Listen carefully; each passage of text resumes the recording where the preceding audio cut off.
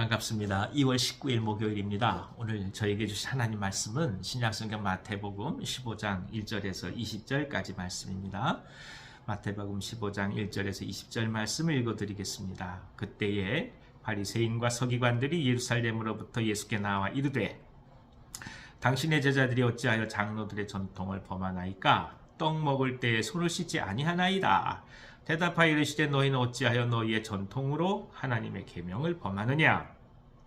하나님이 이르셨을 때 내 부모를 공경하라 하시고 또 아버지나 어머니를 비방하는 자는 반드시 죽임을 당하리라 하셨거늘 너희는 이르되 누구든지 아버지에게나 어머니에게 말하기를 내가 드려 유익하게 할 것이 하나님께 드림이 되었다고 하기만 하면 그 부모를 공경할 것이 없다 하여 너희의 전통으로 하나님의 말씀을 폐하는도다.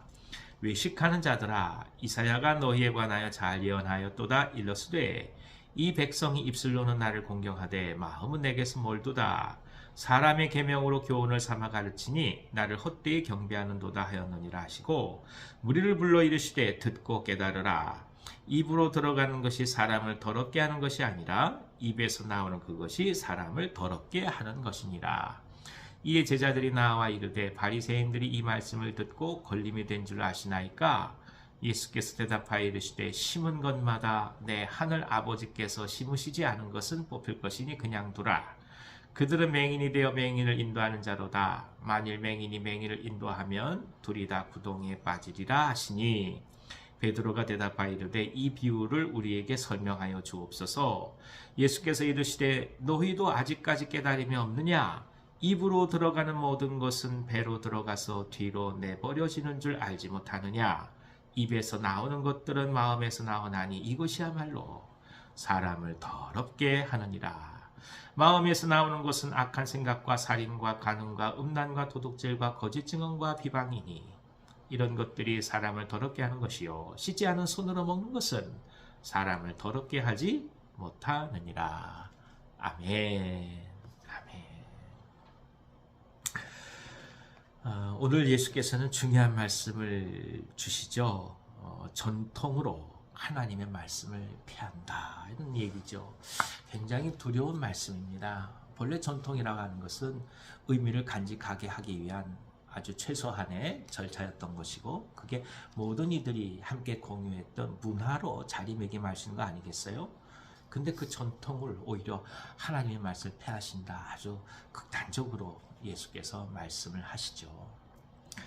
결국 무슨 뜻이겠습니까? 그러니까 말씀의 목적, 이유, 그리고 전통이 세워진 목적과 이유가 시간이 지나면서 달라져 가는 것이고 왜곡돼 가는 것이고 그래서 결국에는 그 전통이 하나님의 말씀을 가장 아름답게 이루기 위해서 세워졌지만 그 전통 때문에 오히려 하나님의 말씀이 훼손을 당한다는 뜻 아니겠습니까? 우리에게 참 많은 것을 가르쳐 줍니다. 시간이 지나면서 우리는 말씀을 듣고 읽고 예배하고 기도하고 사역하고 이것이 일상화되죠. 그래서 어떻게 보면 해 아래 새 것이 있느냐고 이야기하실지도 모르겠습니다. 예전에 다 해봤던 사역이고 안 해봤던 것이 없고 예전에 나도 누구보다 다 그렇게 했다라고 얘기하시는 것이 우리들이죠. 그러나 중요한 것이 있어요. 아무리 그렇다 할지라도 하나님의 말씀에 본래의 목적과 의무를 계속해서 되찾아가는 역사와 그리고 노력과 땀과 수고가 있어야 된다는 것입니다. 왜냐하면 우리가 죄인이기 때문입니다.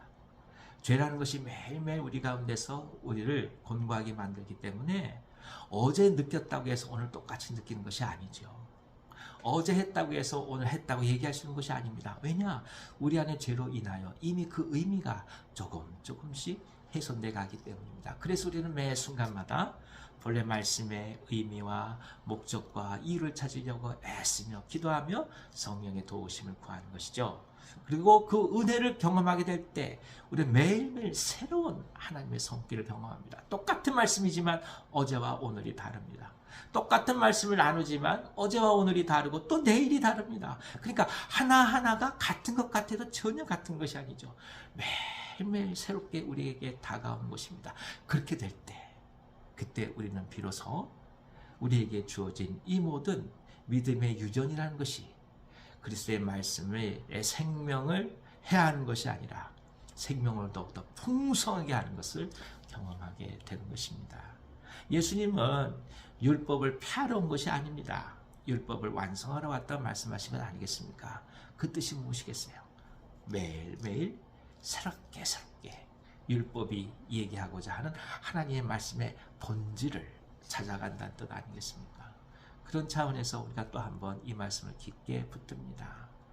어제와 오늘이 같다고 생각하는 것이 과연 무엇일지, 오늘과 내일이 같다고 생각하는 것은 과연 무엇일지, 그것이 과연 그렇다라고 우리가 정말 단언할 수 있는 것인지, 오히려 그 이면에 있는 하나님의 은혜를 우리가 놓치고 있는 것은 아닌지 또 한번 깊이 말씀을 통해서 봅니다. 예수님은 율법의 출발이요 그리고 마침입니다. 곧 이 말씀은 율법이라는 것을 이해하기 위해서는 예수님이라는 이 그리스도의 인격을 경험하지 못하고선 온전히 이해할 수 없다라는 것을 말씀하신 것이죠. 예수께서 생명이시요, 예수께서 율법이시요, 예수께서 말씀이시기에 예수 안에서 율법은 율법으로서의 본래의 의미를 찾아간다는 것입니다. 무슨 뜻이겠습니까? 창조주로서의 예수님이 이 말씀을 통해서 또 한 번 증거가 되는 것이죠. 오병이어를 통해서 생명의 떡이신 예수님, 창조주 되신 예수님이 드러났다면 바다 위를 걸으시는 예수님을 통해서 온 자연과 천지의 주관자요 창조주이신 예수께서 드러나신 것 아니겠습니까? 또 오늘 이 말씀을 통해서 우리가 얘기하고 있는 모든 율법, 삶의 모든 법칙들, 그 말씀, 그분이 바로 예수님이요 예수께서 진정한 창조주 주관자 되심을 또 한번 저희 가운데 보여주고 계신 것입니다. 그래서 우리는 예수님을 통해서 또 한번 진정한 의미의 전통, 그것이 무엇인지를 깨닫게 됩니다. 예수님 말씀하시죠?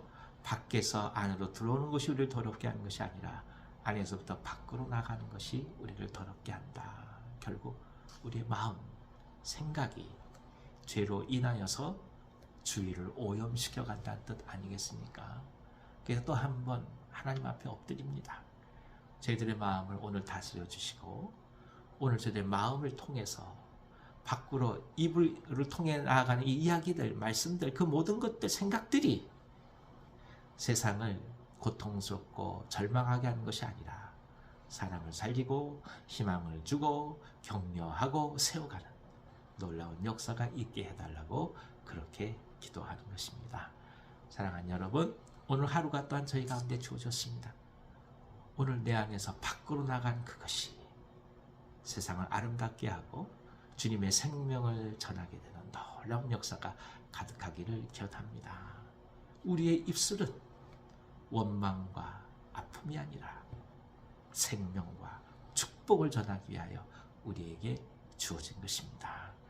하루 동안 기쁨과 은혜 가운데서 승리하시고 저녁에 잠자리에 드실 때 기도하시면서 하나님의 놀라운 이루신 은총을 감사하시는 그런 귀한 일이 오늘 하루 저희 가운데 가득하기를 기원합니다. 기도하겠습니다. 하나님 아버지,